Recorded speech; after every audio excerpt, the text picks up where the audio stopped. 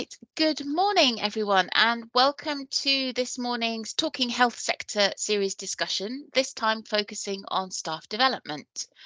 My name is Astrid Spink and I am the Sectors and Communities Manager for the public and health sectors in the UK. Part of my role is to build communities among these sectors to provide members with support and engagement opportunities, of which the Talking series is one. I'm assisted in this role by a health sector community network panel comprising representatives from the NHS and the pharmaceutical and healthcare sectors across the UK. This morning, we'll be hearing from Sotiris Kyriakou, Head of London Skills Development Network and Programme Lead for Coaching and Mentoring in the London NHS region and a health sector panel member, and Kendre Chiles, Deputy Finance Director at University Hospitals of Derby and Burton NHS Foundation Trust, also a health sector panel member, and my business development colleague Sandy Aitken. Before we start, a few housekeeping rules. Please do turn on your camera if you can. It will be good to see you. Please do stay on mute if you're not speaking to reduce background noise. We'd love for the conversation to continue after the discussion, so please do add your LinkedIn profile or your email in the chat. Mine's already in there. And if you'd like to ask a question, please either raise your hand or add your question to the chat. This part of the presentation is being recorded, but the recording will stop when we open up the meeting for discussion. I will now hand over to Sotiris to talk about his work on staff development within the NHS London region. Thank you, Sotiris.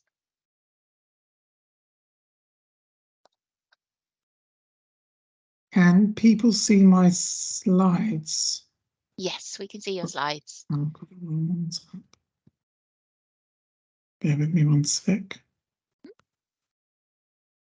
Okay, so good morning, everyone. As Astrid said, my name is Sotiris Kyriakou. I look after the London Skills Development Network, which is a professional development network supporting the development needs of finance, procurement, and informatics staff across London. Just to give you some context, London has 42 organisations, about 3,000 finance staff, and of that, 50% aren't studying and aren't qualified, 25% are qualified and 25% are students as a rough cut, and the predominance in terms of student and qualifications is within the ACCA qualification. Now, I'm just going to give you a little bit of how we organise ourselves in the NHS around skills development centrally, and then give you a perspective in terms of what we do on a regional basis within London.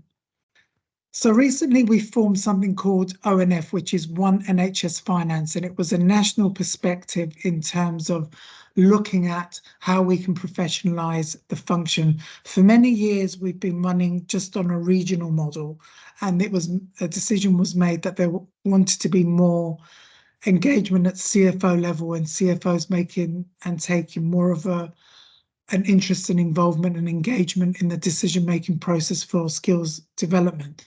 So we formed something called One NHS Finance. We developed a national finance strategy, which is on the ONF website.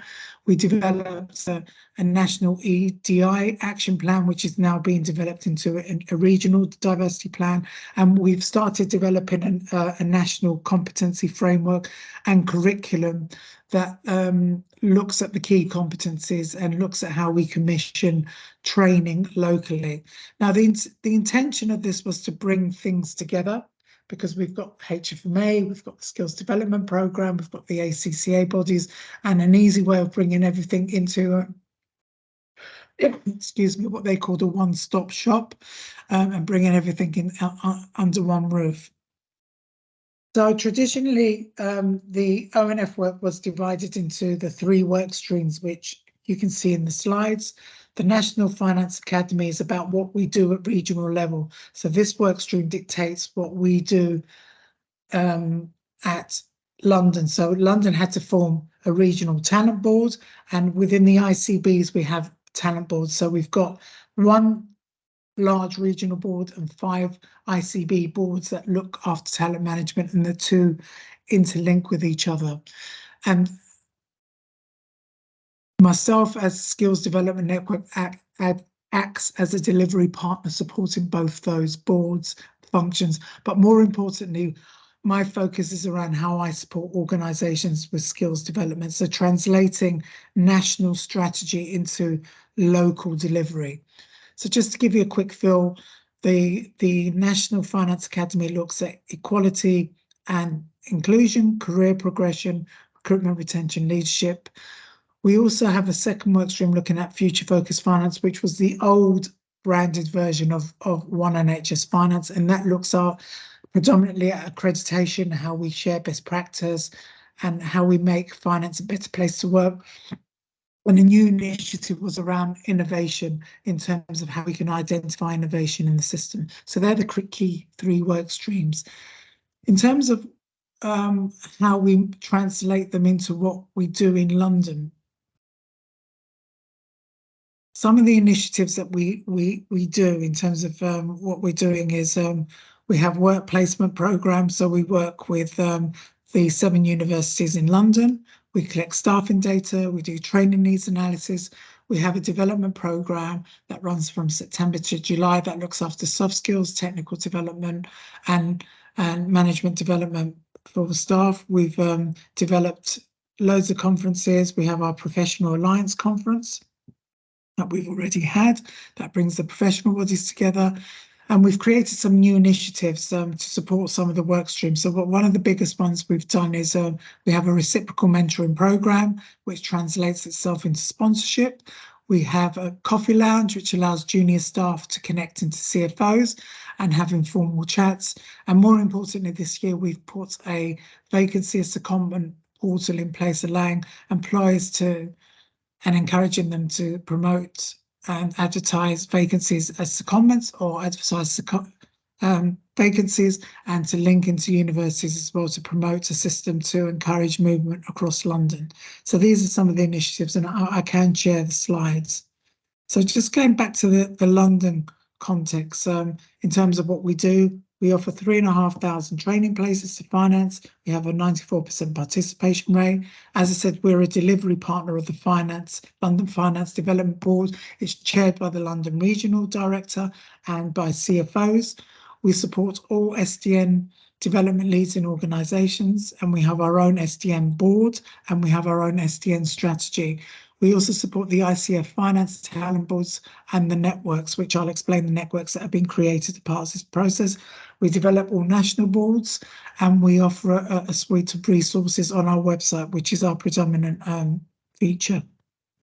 So in terms of SDN and all the supporting networks, with the ONF initiatives, we've created some new initiatives. So we have an Inclusion and Diversity Ambassadors Network, which solely looks at inclusion, diversity. Our recent work has been around developing training to support the ambassadors around the legal side of diversity, the unconscious bias, and we've recently developed a diverse panel and creating diverse panels and how to recruit diversely.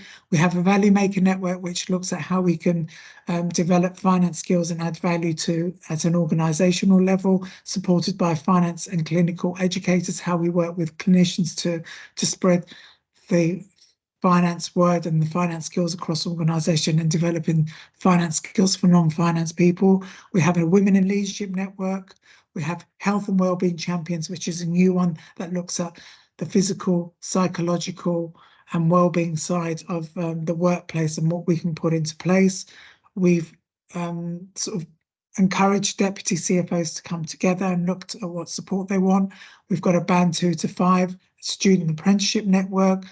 The sponsee network is around how we encourage people to land into positions. So it's a very focused mentoring program that allows sponsees to be sponsored by a CFO or senior person to land in the positions they want.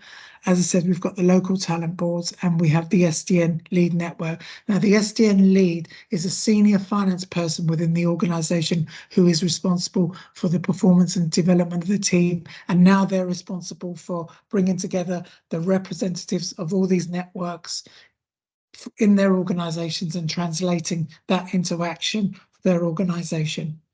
And I think that's it. I've got 3 members of the team, myself, Elissa and Sabrina. And if you need anything, the website details are there, and I'll share the slides with Astrid. So that's a whistle-stop tour in terms of ONF, One NHS Finance, and how it translates into a regional level through the work that we do as part of the Skills Development Network. I'll stop there.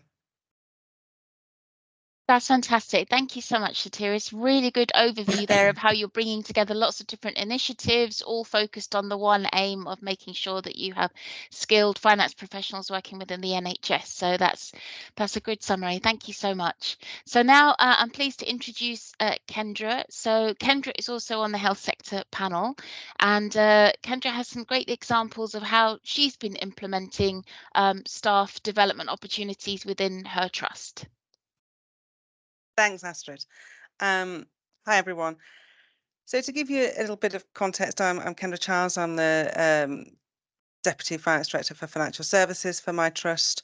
Financial services, obviously, you'll probably all know, around about doing the accounts, the technical side of accounting, rather than the financial management reporting side of accounting. So our trust is one of 4 provider trusts in the Derbyshire region. We're a 1 billion turnover trust. I have around 35 staff in my team. We have around 50 odd staff in the financial management and income team, and the rest of the staff are across contracts, procurement, financial planning, around about 120 staff in our team altogether.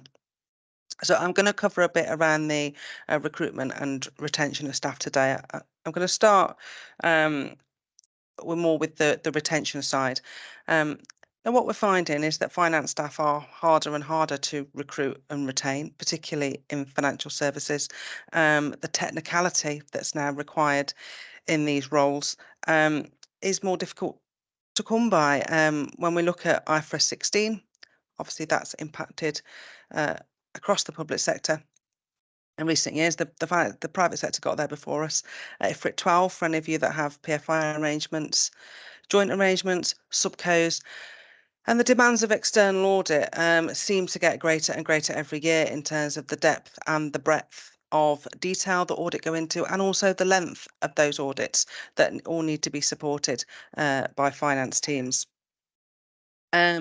And also find, particularly with IFRS 16, is not only those technical skills that are so important, but the ability for our technical staff to go out and train wider finance teams, procurement, operational teams, estates teams, legal teams. So that ability to get across some technical aspects of finance in enough detail, not that we want everyone to be experts, but enough so that they know when to come to the finance team to let us know about the arrangements that are in place.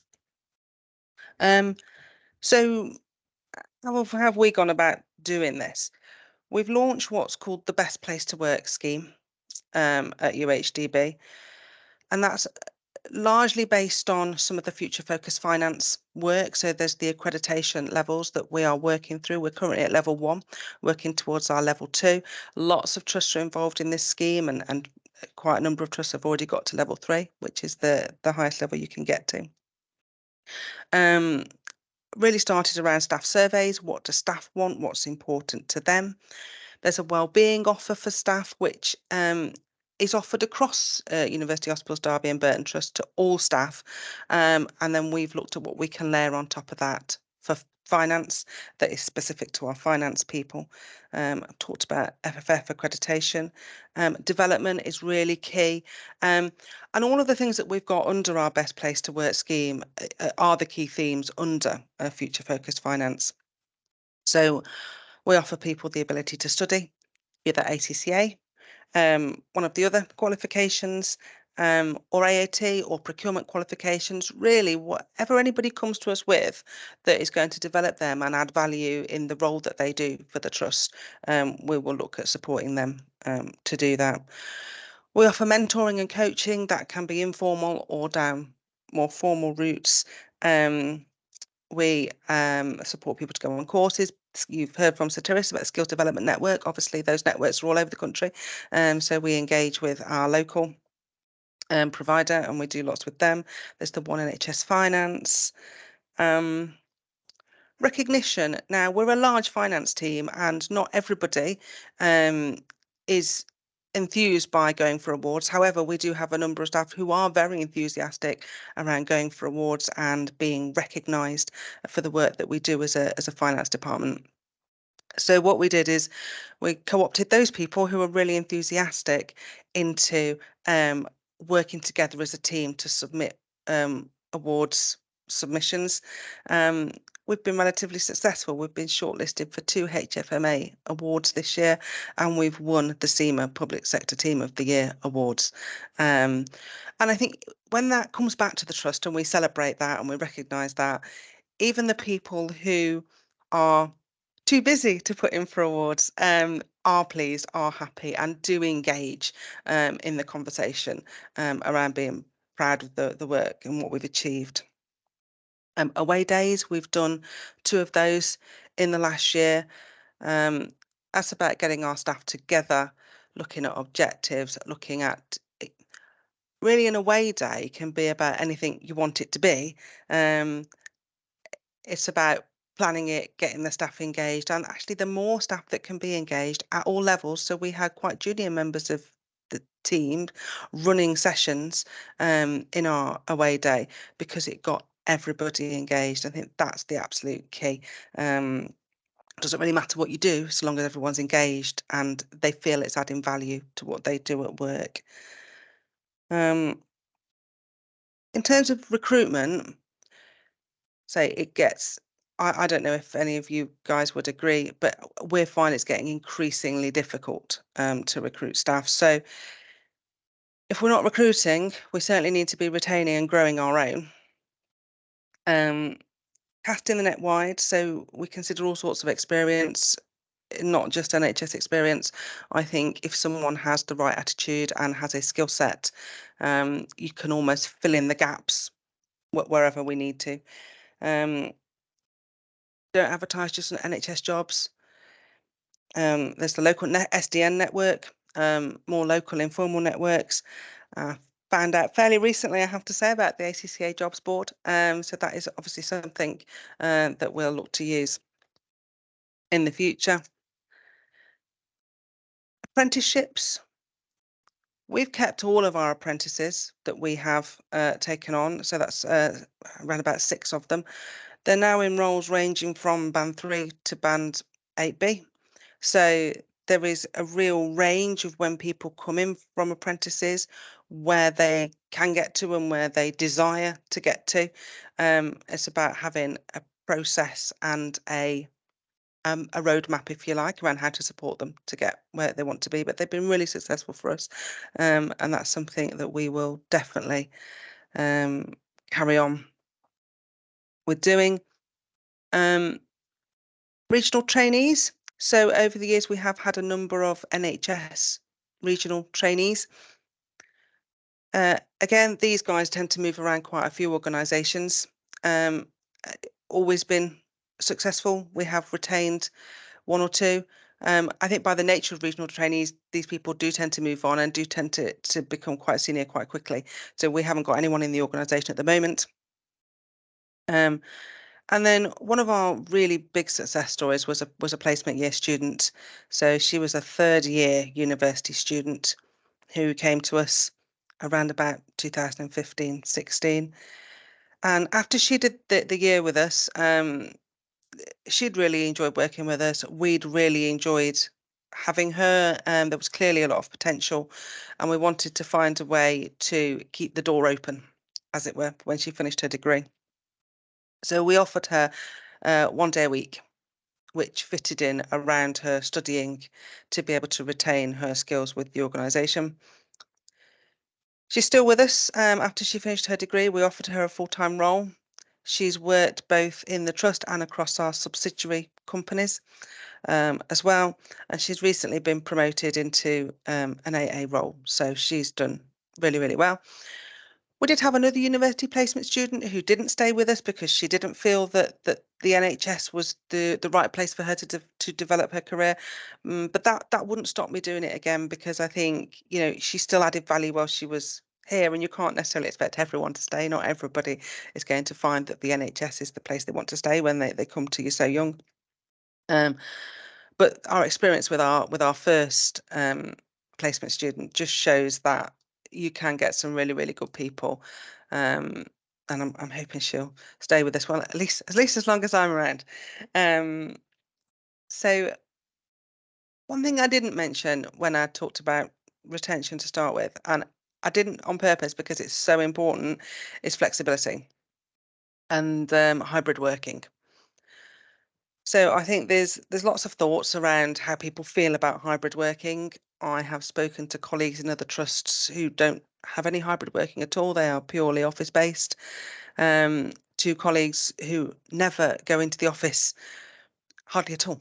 For the odd meeting, but they're predominantly based at home.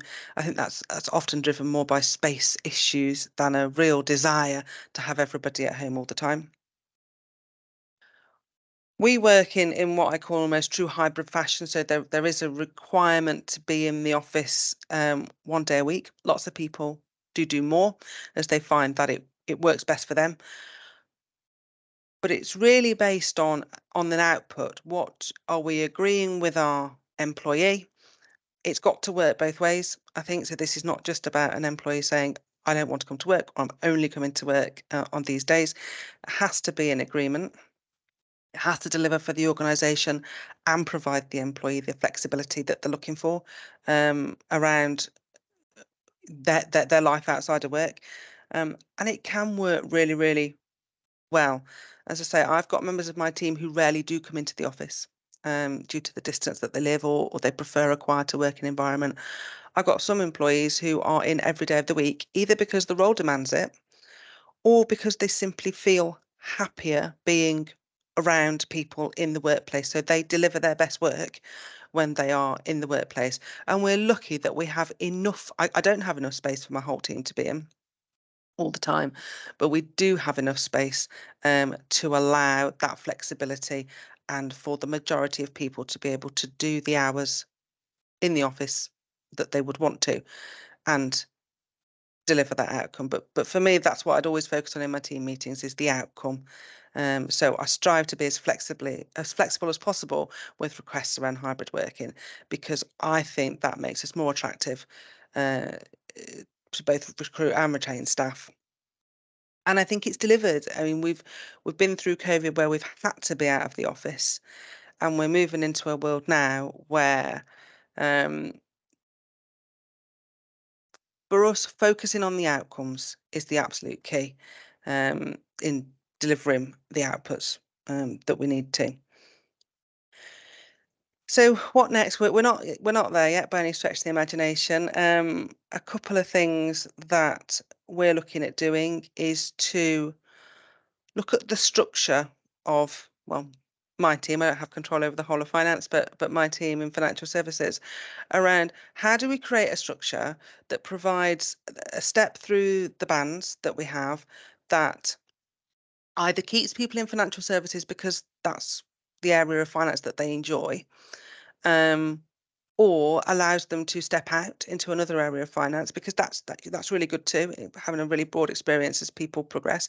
And then coming back into financial services with the skills that we need, as it were. What I'm finding a little bit at the moment is we have people step out at a junior level because we've got a gap in our structure.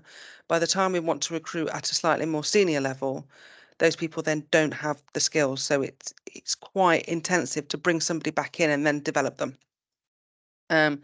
So I'm looking at that, and also looking at a true rotational role. So we do encourage people to move around finance, but that is by means of when jobs become available, we'd encourage them to apply because we think they're ready for the role, and it fits their development plan that they might have discussed in their appraisal and their one-to-ones. True rotational role being when we recruit somebody, they are recruited and they know they're going to spend 6 months or 1 year in a role, and then they're going to move on. So they have that development plan laid out for them, because that's the experience that they want to gather before they settle in a more senior role. And so those are the two areas really that we're looking at to try and improve our offer further in terms of staff development and recruiting and retaining staff. I think I'm probably a little bit early, but I've got to the end. That's absolutely perfect, Kendre. Thank you so much. I mean, I know when we were discussing this session before, you covered all the points that you've just spoken about in terms of, you know, being a best place to work, in terms of homegrown talent, so using the apprenticeship scheme, in terms of supporting the university placements as well. So this graduate that you took on who's now working for you after having done that 1 day a week after graduating, another good example of what you've been doing. And I know we talked before about the, as you were talking about now, the rotational role. So you get 6 months experience in one area and 6 months in another. And so it's all very much about flexibility, personal development, looking at a person's progression and seeing how you can support that also with your study support that you provide. So it sounds as if you've got some really good ideas for sort of retaining your staff once you have them, in terms of giving them lots of development opportunities. And then in terms of recruitment, as you say, you're talking about casting the net wider. You don't necessarily had to have had worked in the NHS, as long as you've got the attitude, the willingness to get involved, you're happy to train people up. So, and it's good that you know about the ACCA job board and the fact that members can advertise free vacancies on there. Quick plug, up to 10 vacancies members can advertise for free every year. So that's a very good overview in terms of the kind of practical application of recruitment and retention initiatives. So thank you, Kendre. I did have a poll. We're quite a small and perfectly formed group this morning. I did have a poll asking delegates what particular innovative approaches they've taken. Because we are quite a small group, I wondered if I could just put the question to the group, if that's all right with you, Kendre, in terms of, you know, what have people on the call done in terms of being innovative around recruiting and retaining staff? So you've heard a few examples from Kendre. Please either type in the chat box or come off mute. We'll give you a chance to contribute before we move on to Sandy's overview of what ACCA can provide for staff development. So I know, as I say, we're quite a small group, so hopefully you'll feel comfortable sharing your ideas. We'll give it a couple of minutes and then we'll move on to Sandy.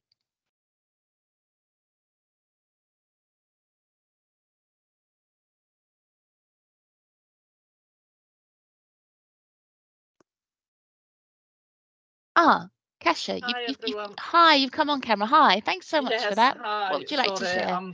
I'm working from home and it's it can be a bit noisy, so apologies if you hear my son cheering on the football this morning. Yes. So I'm a senior finance business partner at University Hospitals of Leicester, so very sort of the same patch as UHCB.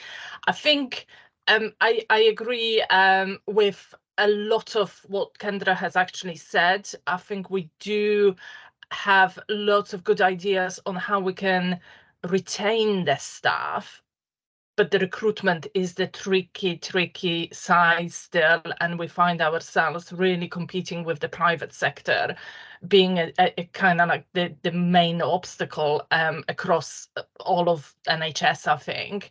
I think recently we are starting to recognize that we can't find the qualified staff.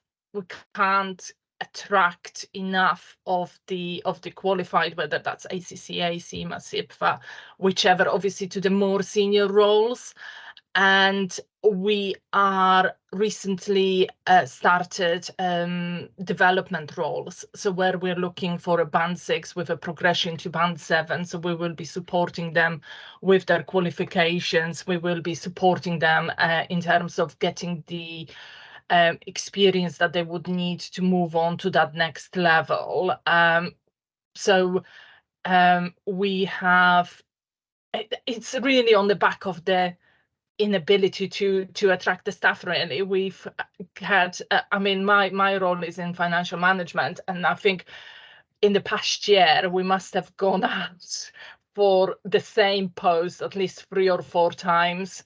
So the time and effort that is being spent trying to attract people and obviously get them through the whole process to the point when they actually start is really challenging, and it actually takes a lot of resource out of the existing kind of pool of people that are engaged in this process.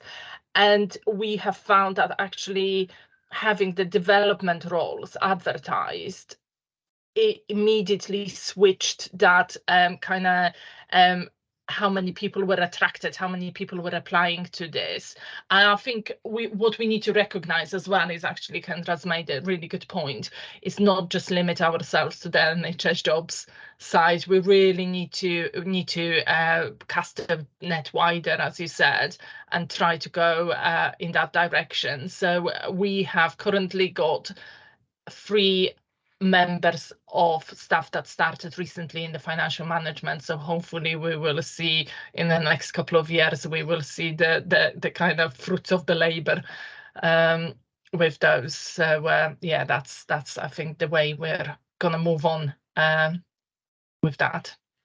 Thank you. Oh no, thank you, Kasia. Thank you for coming off mute and on camera. I appreciate it.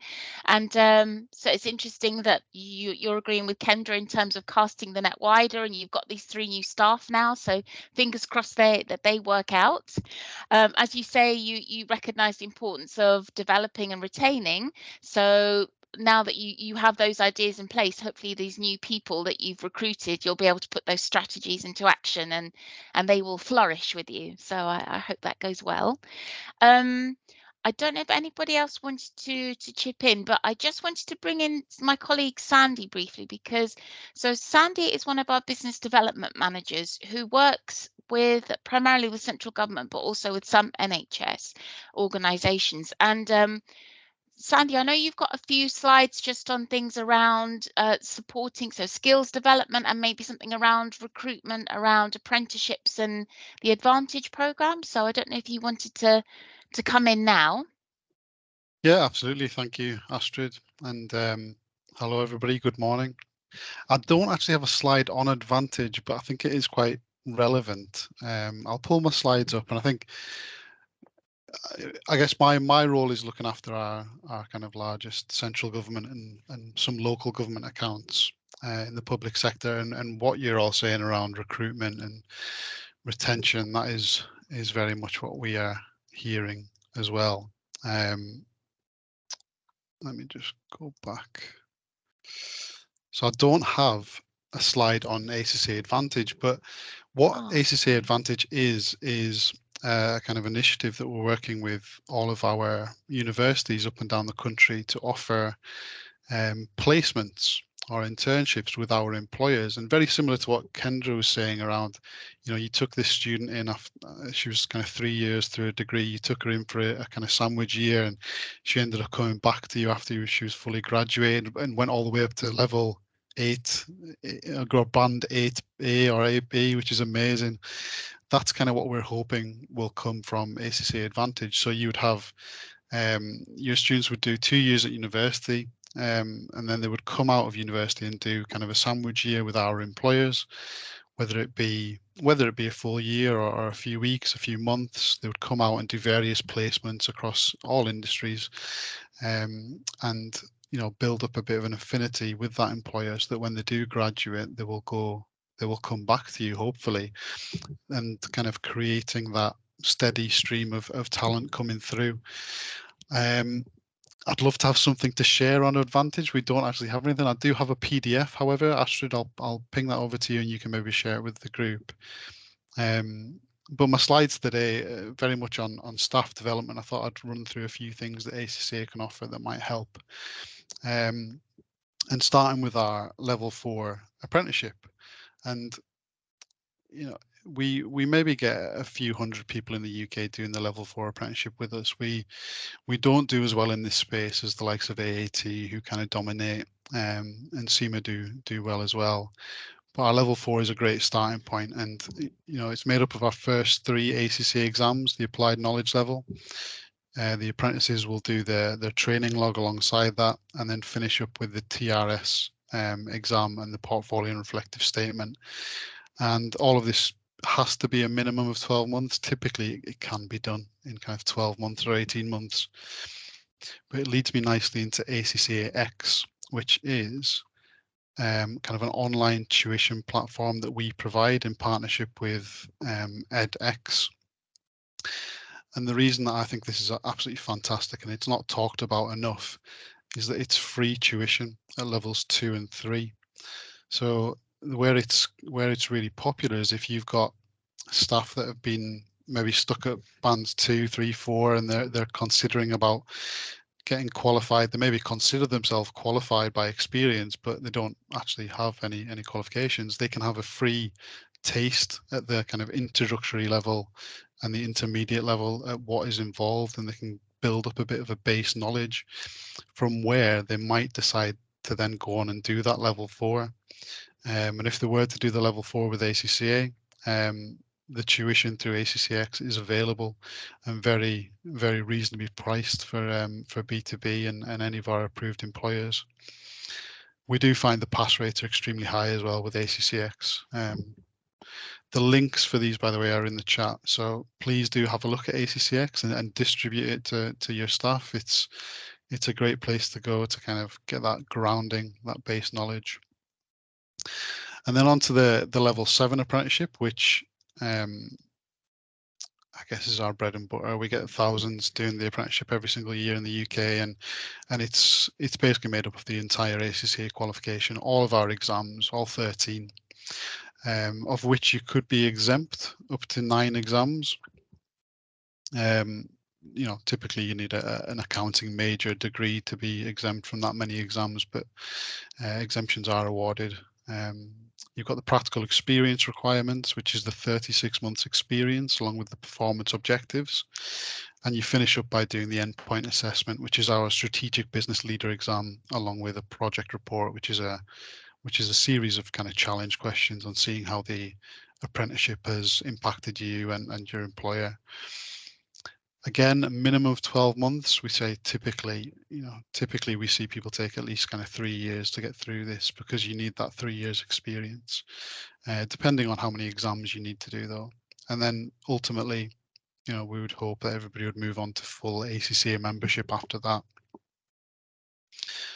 A few other things that I thought I'd highlight, which are maybe more aimed at your senior staff and maybe as CPD products, but these are extremely popular in the UK. We have ACCA Learning. Again, the link for this is in the chat, and it's our new learning management system where we have moved all of our most popular CPD courses and certificates onto this platform. Various different things that can be chosen. You can see on the list there, I've highlighted some of the most popular ones in the UK. You got the Public Financial Management Certificate, which is 40 hours of learning. And all of these certificates, you finish up with a bit of an assessment at the end, kind of multiple choice questions, and then you're awarded your certificate, which can be kind of displayed physically or digitally. But, you know, looking at a few on the list there, you've got data analytics. That is a very short certificate. I think it's only 4 hours in length, and it's less than £100. The rest of them are approximately kind of £200 to £300, but for your entire CPD for the year, it's very reasonable. And B2B discounts start at 10 or over. So the great thing is if you're an employer that you maybe have a bunch of staff that are going to be working on sustainability reporting, and you want to get them a bit of ground knowledge now prior to maybe starting in 2024, you could put them all through the Sustainability for Finance certificate, and bulk discounts are available to you as an employer. And my last slide is on continuous learning.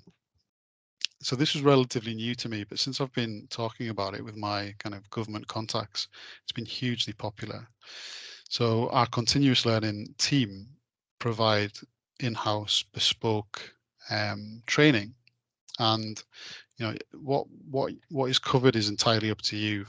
As an example, you could have 20 finance business partners that you want to deliver a kind of full day's training to them, maybe on the softer skills or whatever you decide to choose, and we will source an expert speaker tutor to come in and deliver that training for you.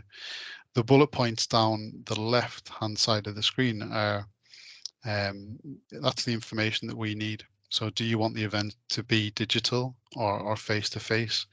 If it is digital, delivered through Teams or Zoom or something, you can record it and it can be reused. If it's face-to-face, do you have a building or a location that we can use, or would you like us to source one or even use one of our ACCA offices? What's your budget? What topics would you like us to be covered within the training? The length of the event, is it just a kind of half-day snippet, kind of short training, or would you like it to span across 2 or 3 days? And ultimately, when would you like this to take place? Just to give you an idea, this has been proven really quite popular in government, and the likes of Department for Transport, Cabinet Office, UK Research and Innovation have all took up some of these events, and the Scottish Government are having a big kind of general accounting standards update towards the end of the year as well. If you do want any more information on any of this, or want to speak to me about any of it, please do reach out. My email address is in the chat, and I'll stop there. I've probably gone over 5 minutes. Sorry, Astrid, but there you go. No, that's fine. Thank you, Sandy. There's a lot to cover, and I just thought it'd be useful, to have that as part of the discussion in terms of how we've talked about recruiting staff. So we've heard about casting the net wider, we've heard about the job board you can use for free, we've heard about sort of not necessarily looking for NHS experienced people, but people who have the attitude and the willingness to get involved and get on. As part of recruitment, we've also looked at working with the universities to bring people on through placements. So we've got a few ideas there around recruitment. Then we were looking very much at development. So we were looking very much at retention in terms of well-being, in terms of flexible working, in terms of supporting studying, in terms of providing different experiences around the organisation and considering staff well-being. And then just finally, I wanted to just showcase the learning that we have available for staff within the public sector, so including the NHS. So hopefully that's quite a nice little package around staff development within the NHS.